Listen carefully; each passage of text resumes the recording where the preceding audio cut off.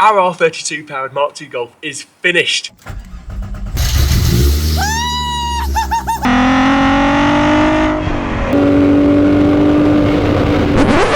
Who am I kidding? It's not finished. They never are.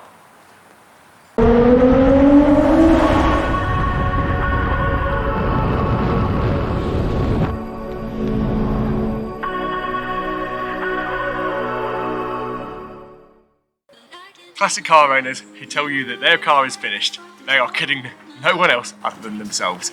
They are never ever finished. This car looks like it should have been finished, and it looks like it probably is, but there are still a lot of jobs left to do.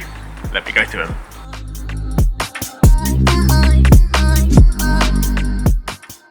Now, we have had this car since 2009, and when we got it, it was an absolute minter, completely original with lovely original paint. Unfortunately, this little bit here just started deteriorating really early on in the time that we've had it. We've had it repaired quite a number of times, but now it seems to be getting a lot worse, a lot quicker. We need to get it nipped in the bud, otherwise it's going to become terminal.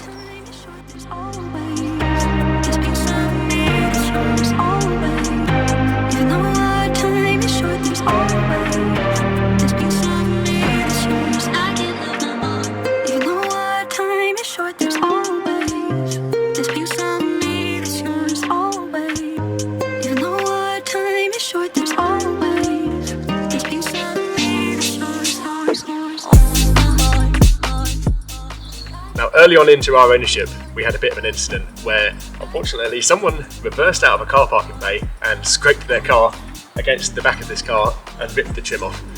Now, we took it to a body shop who was well regarded, and what they did was masticed on or tiger sealed or whatever this like impenetrable stuff is, the trim back in place.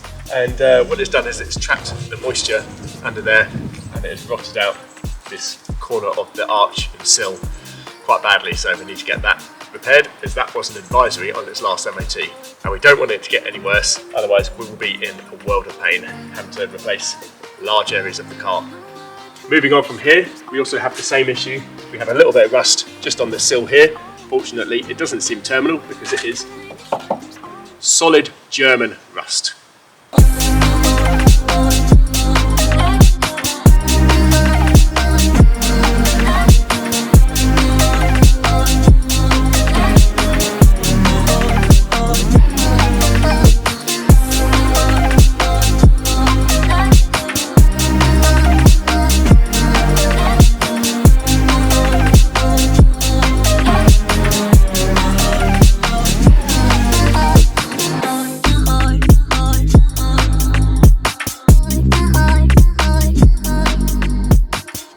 More rust on this sill here. Same thing, doesn't look great, but it's solid German steel, as I've been told in the past. That's what I'm going with anyway. The subwoofer has stopped working. I have no idea why. It was working fine and then it just stopped. Now, is it a fuse or is it something like that? I don't know, I have no idea about car audio, but doesn't this voice sound familiar? I wonder whose it is. Ever since we did the conversion on this car, the rev counter hasn't worked. The car still sounds good, but I don't know what revs it's doing. So when I get asked the question on a track day, rev to 3/4 revs, I have to guess. I'm just like that. It's about there. I need to get that fixed. The headlining on this car is like most other Mk2 Golfs. It's made of a digested biscuit that has been double dunked in tea. It was all sagged at the back.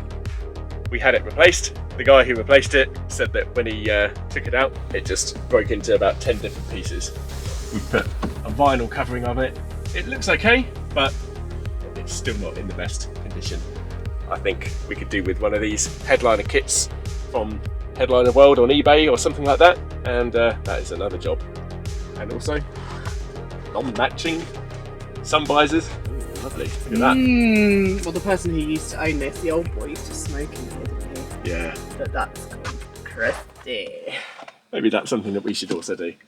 And you also notice, oh look, oh look, oh look.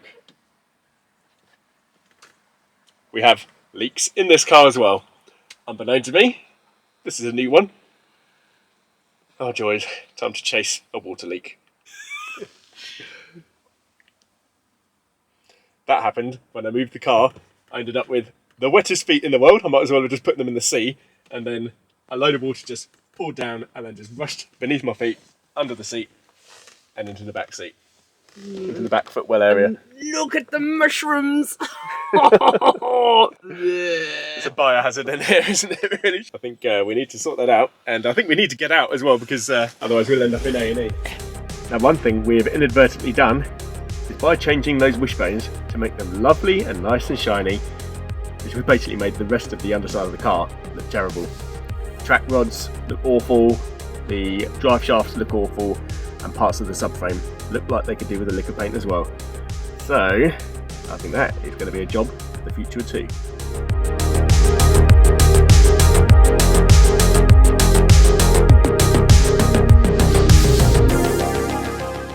Now, shortly after the engine was originally fitted in this car, I had it mapped at Stealth Racing, where it pushed out a very healthy 285 brake horsepower and 262 pound-foot of torque, which are really, really healthy figures.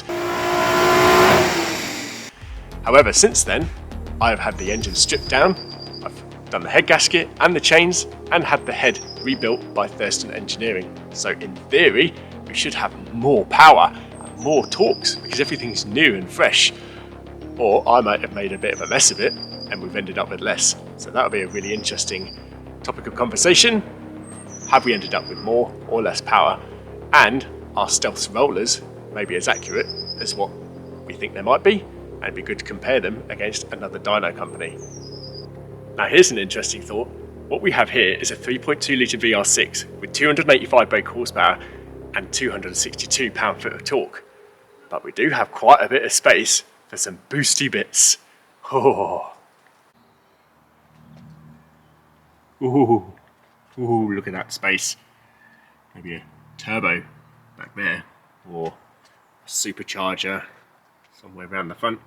It has been done, but with 285 brake horsepower and that torque figure as well, just going through those little 195 wide wheels. Is that a good idea, or is that just a lot of fun? I'd love to know your thoughts on that as well. Now, the tyres on this car are Michelin Pilot Sport 3s, which in my opinion are probably the best road going tyre that you can get as far as grip and wet performance and dry performance all combined.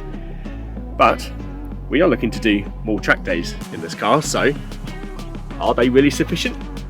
In the Snetterton track day that I did, I would say they were probably the first point to give up really. They reached their limit quite quickly. So I'm wondering, would some track tyres, some actual semi-slick tyres, be the best ones? And which ones would you recommend? Because I don't really know track tyres that well, so if you've got experience of what would do well with maybe 195s or 205 15s, then yeah, let us know. Now, the seats in this car are Corrado VR6 leathers. They have much wider bolsters than your standard GTI seats. They sit lower as well, so me being 6'2" plus, I don't hit my head on the ceiling, which is actually quite nice. However, yep, they are tired. The bolsters, the leather is ripped, it's all discoloured and cracked. So yeah, they need a retrim. But would I stick with the original leather, or would I upset all the purists by changing the centres at least to Alcantara, so that they provide more grip and are actually more useful than just 2 weeks of the year where they're not in a boiling hot, where you have to peel yourself off of them, or freezing cold where you just don't dare even get in it. I like Alcantara. It's grippy and it is just the perfect material. Choices. So there you go. Whilst you may have thought that this car was finished, and it actually does look really, really good, from 20 foot or so, there are a lot of problems, which mean, like any other classic car, this car is not finished. Now, I would love to know what you would do if this was your car. Would you turn it into a full-on track car? Would you run it as a daily? Would you not have a 3.2 litre VR6? Let me know your thoughts in the comments. I'd love to know what your thoughts are. Now, hope you enjoyed the video. Thank you very much for watching. I'll keep you updated on what we are going to be doing with this car in future. So join us next time on Southeast Mk2 Golfs.